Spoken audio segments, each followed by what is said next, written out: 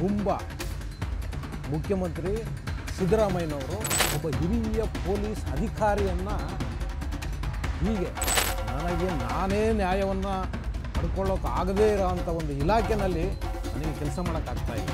ಈ ರಾಜ್ಯದ ಘನತೆವೆತ್ತ ಒಬ್ಬ ಮುಖ್ಯಮಂತ್ರಿ ನನ್ನನ್ನು ಕಪಾಳ ಮೋಕ್ಷ ಮಾಡುವ ರೀತಿಯಲ್ಲಿ ಇವತ್ತು ವರ್ತನೆ ಮಾಡ್ತಾರೆ ಅಂದರೆ ಆ ಅಧಿಕಾರಿ ಏನಿದ್ದಾರೆ ನಾರಾಯಣ್ ಬರ್ಮನಿಯವರು ತಮ್ಮ ರಾಜೀನಾಮೆಯನ್ನು ಸಲ್ಲಿಸಿದ್ದಾರೆ. ಎಷ್ಟು ಜನ ಅಧಿಕಾರಿಗಳು ಬಲಿ ತಗೋತಿದ್ದಾರೆ. ಇನ್ನೊಂದಷ್ಟು ಅಧಿಕಾರಿಗಳು ನಿಮ್ಮ ಕಾಟ ತಡ್ಕೊಳ್ಳೋಕ್ಕಾಗದೆ, ನಿಮ್ಮ ಹಿಂಸೆನ ತಡೆಯೋಕ್ಕಾಗದೆ ಆತ್ಮಹತ್ಯೆಗಳನ್ನ ಮಾಡ್ಕೊಳ್ತೀವಿ. ಪಾಪಕರ್ಮಗಳನ್ನ ಏನೆಲ್ಲ ಮಾಡ್ತಿದ್ರು ಕೂಡ ನೀವು ಇವತ್ತು ರಾತ್ರಿ ನೆಮ್ಮದಿಯಾಗಿ ಮನೆಯಲ್ಲಿ ಮಲಗ್ತೀರ ಅಂದರೆ ಅದಕ್ಕೆ ಕಾರಣ ಈ ಅಧಿಕಾರಿಗಳು ಕಂಡ್ರಿ, ಈ ಪೊಲೀಸ್ ಇಲಾಖೆ. ಒಂದು ಹೆಣ್ಣು ಮಗಳು ಇವತ್ತು ಮಧ್ಯರಾತ್ರಿನಲ್ಲಿ ಒಬ್ಬ ಪೊಲೀಸ್ ಬರ್ತಾನೆ ಅನ್ನೋದಿರುತ್ತೆ ಆಕೆ ಮನಸ್ಸಲ್ಲಿ. ಇಂಥ ಒಂದು ಇಲಾಖೆಯ ಒಬ್ಬ ಉನ್ನತ ಅಧಿಕಾರಿನ ನೀವು ಇವತ್ತು, ಅದು ಸಾರ್ವಜನಿಕ ಸಭೆಯಲ್ಲಿ ಮನುಷ್ಯತ್ವ, ಮಾನವೀಯತೆ ಏನಾದರೂ ಇದೆಯಾ ಸಿದ್ದರಾಮಯ್ಯನವರೇ? ಅದು ನಿಮಗಿಲ್ಲದೆ ಇರ್ಬೋದು ರಾಜಕಾರಣಿಗಳಿಗೆ. ಯಾಕೆಂದರೆ ನೀವೆಲ್ಲ ಮೂರು ಬಿಟ್ಟವರು. ನಿಮ್ಮ ಹೊಲಸನ್ನು ತಾವು ಮೆತ್ಕೊಂಡು ಇಲಾಖೆಯಲ್ಲಿ ಸಾಕಷ್ಟು ಜನ ಇದ್ದಾರೆ. ಇವತ್ತು ಅವರು 2 ಪುಟಗಳ ರಾಜೀನಾಮೆ ಪತ್ರನ ಕಳಿಸಿದಾಗ ಈಗ ನೀವು ಬುಡಕ್ಕೆ ಬೆಂಕಿ ಬಿದ್ದಿದೆ. ಈಗ ನೀವು ಮಾಡ್ಕೊಳ್ಳೋ ಹಲ್ಕ ಕೆಲಸಕ್ಕೆ ಒಂದು ಕ್ಷಮೆ ರೀ, ಒಂದೇ ಒಂದು ಕ್ಷಮೆ ನೀವು ಕೇಳಿಬಿಟ್ಟಿದ್ದರೆ ಇತಿಹಾಸದ ಪುಟಗಳು ಸೇರ್ಕೊಂಡ್ಬಿಡ್ತಾ ಇದ್ದೀರಿ ಕಂಡ್ರೆ ನೀವು ತುಂಬ ಕೆಟ್ಟ ವ್ಯಕ್ತಿಯಾಗಿ ನೀವು ಇತಿಹಾಸದಲ್ಲಿ ಕಾಣಿಸ್ಕೊತೀರಿ. ತುಂಬ ಸುದ್ದಿಗಳು ಅಡದಾಡ್ತಿದೆ. ಆ ಅಧಿಕಾರಿನ ನೀವು ಮನೆಗೆ ಕರೆಸಿ ನೀವು ಮಾತಾಡಿದ್ದೀರಿ ಅಂತ ಸುದ್ದಿ ಬರ್ತಿದೆ. ಆದರೆ ಆ ವ್ಯಕ್ತಿ ಇದು ಯಾವುದಕ್ಕೂ ಬರ್ತಿಲ್ಲ. ಏನಕ್ಕೆ ಅಂದರೆ ಆ ವ್ಯಕ್ತಿಗೆ ಅಷ್ಟು ಹಲ್ಟಾಗಿದೆ. ಒಳ್ಳೆಯ ಜಾಗಕ್ಕೆ ವರ್ಗಾವಣೆ ಮಾಡ್ತೀವಿ ಅಂತಲೂ ನೀವು ಆಮಿಷ ಒಡ್ಡಿದ್ದೀರಿ ಅಂತ ಬರ್ತಿದೆ.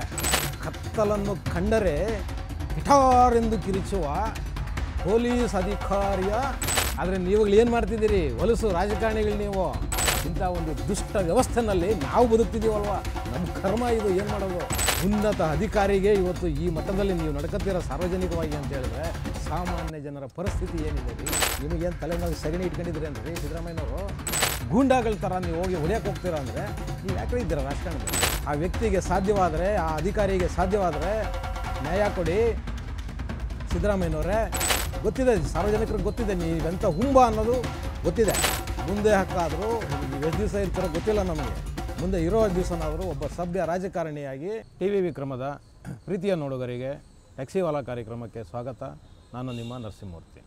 ವೀಕ್ಷಕರೇ, ಒಬ್ಬ ವ್ಯಕ್ತಿಯ ಮಾನ, ಮರ್ಯಾದೆ, ಗೌರವಗಳನ್ನು ಲೆಕ್ಕಿಸದೆ ಈ ರಾಜ್ಯದ ಮುಖ್ಯಮಂತ್ರಿಗಳಾದ ಹುಂಬ ಮುಖ್ಯಮಂತ್ರಿ ಸಿದ್ದರಾಮಯ್ಯನವರು ಒಂದು 2-2.5 ತಿಂಗಳ ಹಿಂದೆ ಬೆಳಗಾವಿಯ ಒಂದು ಸಮಾವೇಶದಲ್ಲಿ ಸಾವಿರಾರು ಜನ ಕಾರ್ಯಕರ್ತರ ಮುಂದೆ ಒಬ್ಬ ಹಿರಿಯ ಪೊಲೀಸ್ ಅಧಿಕಾರಿಯನ್ನು ಹೀಗೆ ಹೊಡಿತೀನಿ ನೋಡು ಅನ್ನೋ ಒಂದು ಮಟ್ಟದಲ್ಲಿ ಸಾರ್ವಜನಿಕರ ಮುಂದೆ ತನ್ನ ಹುಂಬತನವನ್ನು ಮೆರೆದಿದ್ದರು. ಇವತ್ತು ಆ ಅಧಿಕಾರಿ, ಆ ಪೊಲೀಸ್ ಅಧಿಕಾರಿ ಯಾರಿದ್ದಾರೆ, ASP ನಾರಾಯಣ್ ಬರ್ಮನಿ ಅಂತ ಅವ್ರ ಹೆಸರು, ಬೆಳಗಾವಿಯವರು. ಇವತ್ತು ನೋಡಿ, ಅವರು ಒಂದು 2 ಪುಟಗಳ ರಾಜೀನಾಮೆ ಪತ್ರವನ್ನು ಕಳಿಸಿದ್ದಾರೆ. ಇವತ್ತು ಅವರು ತುಂಬ ಸ್ಪಷ್ಟವಾಗಿ ರಾಜೀನಾಮೆ ಪತ್ರದಲ್ಲಿ ಹೇಳ್ತಾರೆ, ಬರೀತಾರೆ ಅವರು, ನನಗೆ ನಾನೇ ನ್ಯಾಯವನ್ನು ಪಡ್ಕೊಳ್ಳೋಕ್ಕಾಗದೇ ಇರೋವಂಥ ಒಂದು ಇಲಾಖೆಯಲ್ಲಿ ನನಗೆ ಕೆಲಸ ಮಾಡೋಕ್ಕಾಗ್ತಾಯಿಲ್ಲ. ನಾನು ಈ ಇಲಾಖೆಯನ್ನು, ಈ ಸಮವಸ್ತ್ರವನ್ನು ನನ್ನ ತಾಯಿಯ ಮತ್ತು ನನ್ನ ಭಾವನಾತ್ಮಕ ಸಂಬಂಧ ಹೇಗಿದೆ ಅದೇ ರೀತಿಯಲ್ಲಿ ನಾನು ಈ ಇಲಾಖೆಯನ್ನು ಮತ್ತು ಈ ಯೂನಿಫಾರ್ಮ್ನ ನಂಬಿ ಸುಮಾರು 30 ವರ್ಷಕ್ಕಿಂತ ಹೆಚ್ಚು ಕೆಲಸ ಮಾಡಿದಂಥ ಒಂದು ಅಧಿಕಾರಿಗೆ ಇವತ್ತು ಸಾರ್ವಜನಿಕ ಸಭೆಯಲ್ಲಿ ಈ ರಾಜ್ಯದ ಘನತೆವೆತ್ತ ಒಬ್ಬ ಮುಖ್ಯಮಂತ್ರಿ ನನ್ನನ್ನು ಕಪಾಳ ಮೋಕ್ಷ ಮಾಡುವ ರೀತಿಯಲ್ಲಿ ಇವತ್ತು ವರ್ತನೆ ಮಾಡ್ತಾರೆ ಅಂದರೆ ಸಮಾಜದಲ್ಲಿ ನನ್ನ ಮಾನ ಮರ್ಯಾದೆ ಹರಾಜೆ ಆಗಿದೆ. ಸಹಪಾಠಿಗಳ ಜೊತೆ ನನಗೆ ಕೆಲಸ ಮಾಡೋಕ್ಕಾಗ್ತಾಯಿಲ್ಲ. ಇಂಥ ಒಂದು ಹೀನ ಪರಿಸ್ಥಿತಿಗೆ ನನ್ನ ಮನಸ್ಥಿತಿನ ಇವತ್ತು ಈ ಸರ್ಕಾರ ತಂದಿರೋದ್ರಿಂದ ನನಗೆ ಕೆಲಸ ಮಾಡೋಕ್ಕಾಗಲ್ಲ ಅನ್ನೋ ಒಂದು ಕಾರಣದಿಂದ ಇವತ್ತು ಆ ಅಧಿಕಾರಿ ಏನಿದ್ದಾರೆ ನಾರಾಯಣ್ ಬರ್ಮನಿಯವರು ತಮ್ಮ ರಾಜೀನಾಮೆಯನ್ನು ಸಲ್ಲಿಸಿದ್ದಾರೆ. ಸಿದ್ದರಾಮಯ್ಯನವರೇ, ನಿಮ್ಮ ಅಧಿಕಾರದ ದಾಹಕ್ಕೆ ಎಷ್ಟು ಜನ ಅಧಿಕಾರಿಗಳು ಬಲಿ ತಗೋತಿದ್ದೀರಿ. ಇಂಥ ನಿಷ್ಠಾವಂತ ಪ್ರಾಮಾಣಿಕ ಅಧಿಕಾರಿಗಳಿವತ್ತು ರಾಜೀನಾಮೆಗಳನ್ನ ಕೊಟ್ಟು ನಿಮ್ಮ ಸರ್ಕಾರದಲ್ಲಿ ಕೆಲಸ ಮಾಡೋಕ್ಕಾಗಲ್ಲ ಅಂತ ಹೇಳಿ ಇವತ್ತು ರಾಜೀನಾಮೆ ಕೊಟ್ಟು ಹೋಗ್ತಿದ್ದಾರೆ. ಅವರನ್ನು ಆತ್ಮಸ್ಥೈರ್ಯನ ನೀವು ಕುಗ್ಗಿಸ್ತಿದ್ದೀರಿ. ಇಂಥ ಒಂದು ಸಾರ್ವಜನಿಕ ಸಭೆಗಳಲ್ಲಿ ನಿಮ್ಮ ದುರ್ವರ್ತನೆಗಳಿಂದ, ನಿಮ್ಮ ನಡವಳಿಕೆಗಳಿಂದ ಇವತ್ತು ಅಧಿಕಾರಿಗಳಿಗೆ ಕೆಲಸ ಮಾಡದೇ ಇರೋಂಥ ಪರಿಸ್ಥಿತಿಗಳು ಬರ್ತಿದೆ. ಇನ್ನೊಂದಷ್ಟು ಅಧಿಕಾರಿಗಳು ನಿಮ್ಮ ಕಾಟ ತಡ್ಕೊಳ್ಳೋಕ್ಕಾಗದೆ, ನಿಮ್ಮ ಹಿಂಸೆನ ತಡೆಯೋಕ್ಕಾಗದೆ ಆತ್ಮಹತ್ಯೆಗಳನ್ನ ಮಾಡ್ಕೊಳ್ತಿದ್ದಾರೆ. ಸಿದ್ದರಾಮಯ್ಯನವರೇ, ನೀವು ಒಂದು ಯೋಚನೆ ಮಾಡಿ. ಇವತ್ತು ನೀವು ಅಧಿಕಾರದಲ್ಲಿ ಇದ್ದೀರಿ. ನಿಮ್ಮ ಎಲ್ಲ ಭ್ರಷ್ಟಾಚಾರಗಳನ್ನು, ಪಾಪಕರ್ಮಗಳನ್ನ ಏನೆಲ್ಲ ಮಾಡ್ತಿದ್ರೂ ಕೂಡ ನೀವು ಇವತ್ತು ರಾತ್ರಿ ನೆಮ್ಮದಿಯಾಗಿ ಮನೆಯಲ್ಲಿ ಮಲಗ್ತೀರಾ ಅಂದರೆ ಅದಕ್ಕೆ ಕಾರಣ ಈ ಅಧಿಕಾರಿಗಳು ಕಣ್ರಿ, ಈ ಪೊಲೀಸ್ ಇಲಾಖೆ. ಒಂದು ಹೆಣ್ಣು ಮಗಳಿವತ್ತು ಮಧ್ಯರಾತ್ರಿನಲ್ಲಿ ಯಾರ ಭಯಾನೂ ಇಲ್ಲದೆ ನಡ್ಕೊಂಡು ಹೋಗ್ತಾಳೆ ಅಂದರೆ ಆ ಹೆಣ್ಣು ಮಗು ಮನಸ್ಸಲ್ಲಿ ಒಂದು ಇರುತ್ತೆ ಕಣ್ರಿ. ಏನು ಗೊತ್ತಾ, ನಾನು ಹೋಗ್ತಿದ್ದೀನಿ, ನನಗೆ ಏನಾನ ಅಪಾಯ ಆದರೆ ನನ್ನ ಅಪ್ಪ ಬರ್ತಾನೆ, ನನ್ನ ತಮ್ಮ ಬರ್ತಾನೆ, ನನ್ನ ಅಣ್ಣ ಬರ್ತಾನೆ, ಅಥವಾ ನನ್ನ ಕುಟುಂಬದವ್ರು ಯಾರೋ ಬರ್ತಾರೆ ಅಂತ ಆಕೆ ಮನಸ್ಸಲ್ಲಿ ಇರೋದಿಲ್ಲ ಕಣ್ರಿ. ಒಬ್ಬ ಪೊಲೀಸ್ ಬರ್ತಾನೆ ಅನ್ನೋದಿರುತ್ತೆ ಆಕೆ ಮನಸ್ಸಲ್ಲಿ. ಹೌದು, ಆ ಕಾರಣಕ್ಕೋಸ್ಕರ ಅವಳು ಮಧ್ಯರಾತ್ರಿನಲ್ಲಿ ಬೇಕಾದರೆ ರೋಡಲ್ಲಿ ಬರ್ತಾಳೆ, ನಿರ್ಭೀತಿಯಿಂದ ನಡ್ಕೊಂಡು ಹೋಗೋ ಪ್ರಯತ್ನ ಮಾಡ್ತಾಳೆ.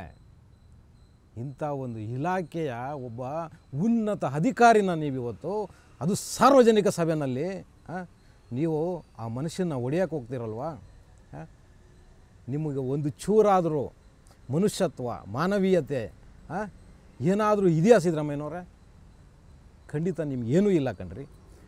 ಪ್ರತಿಯೊಬ್ಬ ಮನುಷ್ಯನಿಗೂ ತನ್ನದೇ ಆದ ವೈಯಕ್ತಿಕ ಮಾನ, ಗೌರವ, ಮರ್ಯಾದೆಗಳಿರುತ್ತೆ ಕಣ್ರಿ. ಅದು ನಿಮಗಿಲ್ಲದೆ ಇರ್ಬೋದು ರಾಜಕಾರಣಿಗಳಿಗೆ, ಯಾಕೆಂದರೆ ನೀವೆಲ್ಲ ಮೂರು ಬಿಟ್ಟವರು. ಆದರೆ ಅಧಿಕಾರಿಗಳಿಗಿರುತ್ತೆ ಕಣ್ರಿ, ಸರ್ಕಾರಿ ನೌಕರರಿಗಿರುತ್ತೆ ಕಣ್ರಿ. ಹೌದು, ಇರುತ್ತೆ. ಎಲ್ಲರೂ ನಿಮ್ಮಾಗೆ ಇರ್ತಾರೇನ್ರಿ? ಅಥವಾ ನಿಮ್ಮ ಹೊಲಸನ್ನು ತಾವು ಮೆತ್ಕೊಂಡು ಇಲಾಖೆಯಲ್ಲಿ ಸಾಕಷ್ಟು ಜನ ಇದ್ದಾರೆ. ಅಂಥ ಅಧಿಕಾರಿಗಳಿಗೆ ನೀವೇನು ಮಾಡಿದ್ರು ಸಹಿಸ್ಕೊತಾರೆ ಅವರು. ಆದರೆ ಒಬ್ಬ ಪ್ರಾಮಾಣಿಕ ಅಧಿಕಾರಿನ ನೀವು ಇವತ್ತು ರಾಜೀನಾಮೆ ಕೊಡೋ ಮಟ್ಟಕ್ಕೆ ತಂದು ನಿಲ್ಲಿಸಿದ್ದೀರಾ ಅಂದರೆ ನಿಮ್ಮ ರಾಜಕಾರಣ ಯಾವ ಮಟ್ಟಕ್ಕೆ ಬಂದು ನಿಂತಿದೆ ಇವತ್ತು? ಅಧಿಕಾರಿಗಳಿಗೆ ನೀವು ಯಾವ ಸ್ವಾತಂತ್ರ್ಯನ ಕೊಟ್ಟಿದ್ದೀರಿ? ಹೇಳಿ ಸಿದ್ದರಾಮಯ್ಯನವರೇ, ನೀವು ಉತ್ತರ ಕೊಡಬೇಕು ಜನರಿಗೆ. ನೀವೊಂದು ಕ್ಷಮೆ ಕೇಳಿಲ್ವಲ್ರಿ? ಒಂದು ಕ್ಷಮೆ ಕೇಳಿಲ್ವಲ್ರಿ? ಇವತ್ತು ಅವರು 2 ಪುಟಗಳ ರಾಜೀನಾಮೆ ಪತ್ರನ ಕಳಿಸಿದಾಗ ಈಗ ನಿಮ್ಮ ಬುಡಕ್ಕೆ ಬೆಂಕಿ ಬಿದ್ದಿದೆ. ಈಗ ನೀವು ಅವ್ರನ್ನ ಕರೆಸಿ ಮಾತಾಡೋದೇನು? ನಿಮ್ಮ ಮಂತ್ರಿಗಳನ್ನ ಅವ್ರಿಗೆ ಸಂಧಾನಕ್ಕೆ ಕಳಿಸೋದೇನು? ಯಾಕೆ ನಿಮ್ಮ ಬುಡಕ್ಕೆ ಬೆಂಕಿ ಬಿದ್ದಿದೆ ಅಂತನಾ? ರಾಜಕೀಯ ವಿರೋಧಿಗಳು ಇದನ್ನು ಬಳಸ್ಕೊತಿದ್ದಾರೆ. ಯಾವ ರಾಜಕೀಯ ವಿರೋಧಿ ಹೇಳಿದ್ದಾರೆ ನಿಮಗೆ ಸಿದ್ದರಾಮಯ್ಯನವರೇ? ಆ ಸ್ಟೇಜ್ ಮೇಲೆ ಅಧಿಕಾರಿ ಮೇಲೆ ಕೈ ಎತ್ತಿ ಅಂತ ಹೇಳ್ಬಿಟ್ಟು ನಿಮ್ಮ ವಿರೋಧ ಪಕ್ಷದವ್ರು ಹೇಳಿದ್ರ ನಿಮಗೆ? ನೀವು ಮಾಡ್ಕೊಳ್ಳೋ ಹಲ್ಕ ಕೆಲಸಕ್ಕೆ ವಿರೋಧ ಪಕ್ಷದವರು ರಾಜಕೀಯ ವಿರೋಧಿಗಳು ಇದನ್ನೆಲ್ಲ ಎತ್ಕಟ್ಟು ಮಾಡಿಸ್ತಿದ್ದಾರೆ ಅಂತ ನಿಮ್ಮ ರಾಜಕೀಯ ವಿರೋಧಿಗಳೇ ಇರಿದ್ರ ನಿಮಗೆ? ನಿಮ್ಮ ಈ ದುರ್ವರ್ತನೆಯನ್ನು ತೋರಿಸಿ ನೀವು ಸಾರ್ವಜನಿಕ ಸಭೆಯಲ್ಲಿ ಅಧಿಕಾರಿಗಳ ಮೇಲೆ ಅಂತ ಹೇಳ್ಬಿಟ್ಟು ಯಾರು ಹೇಳಿದ್ರಿ? ನೀವು ಮಾಡ್ಕೊಳ್ಳೋ ಹಲ್ಕ ಕೆಲಸಗಳಿಗೆ ನೀವು ಇವತ್ತು ಅವ್ರಿವ್ರ ಮೇಲೆ ಎತ್ತಾಕ್ಬಿಟ್ಟು ನಿಮ್ಮದು ಮುಚ್ಕೊಳ್ಳೋದಕ್ಕೆ ನೋಡ್ತಿದ್ದೀರಾ ಸಿದ್ದರಾಮಯ್ಯನವರೇ? ಹೇಳಿ, ತಪ್ಪಲ್ವ ಇದು?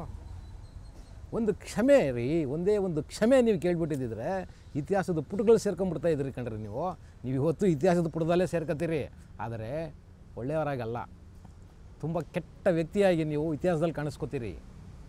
ಒಂದೇ ಒಂದು ಕ್ಷಮೆ ಅಧಿಕಾರಿನ ನೀವು ಉದ್ದೇಶಿಸಿ ಒಂದು ಮೀಡಿಯಾನ ಕರೆದು ನಾರಾಯಣ್ ಬರ್ಮನಿಯವರೇ, ನಾನು ಯಾವುದೋ ಒಂದು ಟೆನ್ಷನ್ನಲ್ಲಿ ನಾನು ನಿಮ್ಮ ಮೇಲೆ ಕೈ ಎತ್ತಕ್ಕೆ ಬಂದುಬಿಟ್ಟೆ, ದಯವಿಟ್ಟು ಕ್ಷಮೆ ಇರಲಿ ಅಂತ ಕೇಳಿಬಿಟ್ಟಿದ್ರೆ ನೀವು ಈ ರಾಜ್ಯದಲ್ಲಿ ಒಂದು ದೊಡ್ಡ ರಾಜಕಾರಣಿಯಾಗಿ ಕಾಣಿಸ್ತಾ ಇದ್ದೀರಿ. ಆದರೆ ನೀವೇನು ಮಾಡ್ತಿದ್ದೀರಿ? ತುಂಬ ಸುದ್ದಿಗಳು ಹರಿದಾಡ್ತಿದೆ. ಆ ಅಧಿಕಾರಿನ ನೀವು ಮನೆಗೆ ಕರೆಸಿ ನೀವು ಮಾತಾಡಿದ್ದೀರಿ ಅಂತ ಸುದ್ದಿ ಬರ್ತಿದೆ.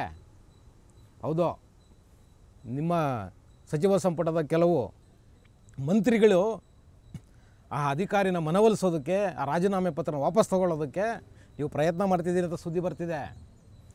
ಮತ್ತು ಇಲಾಖೆಯ ಪ್ರತಿಷ್ಠಿತ ಹುದ್ದೆಗಳಲ್ಲಿ ಕೂತಿರೋ ಅಧಿಕಾರಿಗಳು ಕೂಡ ಇವತ್ತು ಆ ವ್ಯಕ್ತಿಯ ಮನವೊಲಿಸುವಂಥ ಪ್ರಯತ್ನ ಮಾಡ್ತಿದ್ದಾರೆ ಅಂತಲೂ ಸುದ್ದಿ ಬರ್ತಿದೆ. ಆದರೆ ಆ ವ್ಯಕ್ತಿ ಇದು ಯಾವುದಕ್ಕೂ ಬಗ್ತಿಲ್ಲ. ಏನಕ್ಕೆ ಅಂದರೆ ಆ ವ್ಯಕ್ತಿಗೆ ಅಷ್ಟು ಹರ್ಟಾಗಿದೆ. ಹೌದು, ಏನಕ್ಕೆ ಅಂದರೆ ಒಬ್ಬ ನಿಷ್ಠಾವಂತ ಅಧಿಕಾರಿ, ಆ ಉತ್ತರ ಕರ್ನಾಟಕದ ಭಾಗದಲ್ಲಿ ದೊಡ್ಡ ಮಟ್ಟದಲ್ಲಿ ಹೆಸರು ಮಾಡಿರ್ತಕ್ಕಂಥ ಒಂದು ಅಧಿಕಾರಿ ಇವತ್ತು ನಿಮ್ಮ ಯಾವ ಆಮಿಷಗಳನ್ನು ಒಳ್ಳೆಯ ಜಾಗಕ್ಕೆ ವರ್ಗಾವಣೆ ಮಾಡ್ತೀವಿ ಅಂತಲೂ ನೀವು ಆಮಿಷ ಒಡ್ಡಿದ್ದೀರಿ ಅಂತ ಬರ್ತಿದೆ, ಮೀಡಿಯಾದಲ್ಲಿ ಸುದ್ದಿ ಆಗ್ತಿದೆ. ಹೌದು ಸಿದ್ದರಾಮಯ್ಯನವರೇ, ನೋಡಿ ಇಂಥ ಆಮಿಷಗಳಿಗೆ ಒಳಗಾಗುವಂಥ ಸಾಕಷ್ಟು ಅಧಿಕಾರಿಗಳು ಇದ್ದಾರೆ ಇಲಾಖೆಯಲ್ಲಿ, ನಾನು ಇಲ್ಲ ಅಂತ ಹೇಳಲ್ಲ. ಆದರೆ ನಾರಾಯಣ ಬನಮನಿ ಅಂತ ಅಧಿಕಾರಿಗಳು ಕೂಡ ಇದ್ದಾರೆ ರೀ. ಹೌದು ಇದ್ದಾರೆ. ನನಗೆ ರವಿ ಬೆಳಗೆರೆ ಅವರು ಭಾಳ ಒಂದು ಸುಂದರವಾಗಿರೋ ಒಂದು ಪದ ಹೇಳಿದರು ಇದ್ರ ಬಗ್ಗೆ. ನಾನೆಲ್ಲೋ ಓದಿದ ನೆನಪು ರವಿ ಬೆಳಗೆರೆ ಅವ್ರದ್ದು. ನಾವು ಓದೋವಾಗ ನನಗೆಲ್ಲ ಒಂದು ನೆನಪಾಗ್ತಿದೆ, ಅದನ್ನು ಹೇಳಬೇಕು ಅನಿಸುತ್ತೆ ಈ ಸಂದರ್ಭದಲ್ಲಿ, ತುಂಬ ಸೂಕ್ತ ಅನಿಸುತ್ತೆ.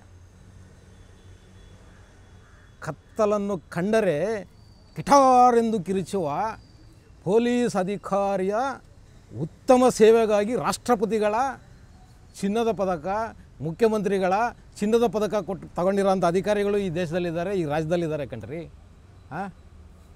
ಇದ್ದಾರೆ. ಆದರೆ ಬರ್ಮನಿಯವರು ಆ ಗುಂಪಿಗೆ ಸೇರಿದವರಲ್ಲ, ಒಬ್ಬ ಪ್ರಾಮಾಣಿಕ ನಿಷ್ಠ ಅಧಿಕಾರಿ. ಅವ್ರಿಗೆ ಅನ್ಯಾಯ ಆಗಿದೆ, ಅವ್ರಿಗೆ ನ್ಯಾಯ ಸಿಗಬೇಕಲ್ವಾ? ಅವರೇ ಬರೆದಿದ್ದಾರೆ ಅವ್ರ ರಾಜೀನಾಮೆ ಪತ್ರದಲ್ಲಿ, ನಾನೇ ನ್ಯಾಯನ ತೊಗೊಳಕ್ಕಾಗ್ತಾಯಿಲ್ಲ, ನ್ಯಾಯ ಕೊಡಿಸ್ಕೊಳ್ಳೋಕ್ಕಾಗ್ತಿಲ್ಲ ಅಂದರೆ ನಾನು ಇನ್ನು ಸಾರ್ವಜನಿಕರಿಗೆ ಏನಂತ ನ್ಯಾಯ ಕೊಡಲಿ ಅಂತ ಕೇಳಿದ್ದಾರೆ ಅವರು. ಕರೆಕ್ಟ್ ಅಲ್ವಾ?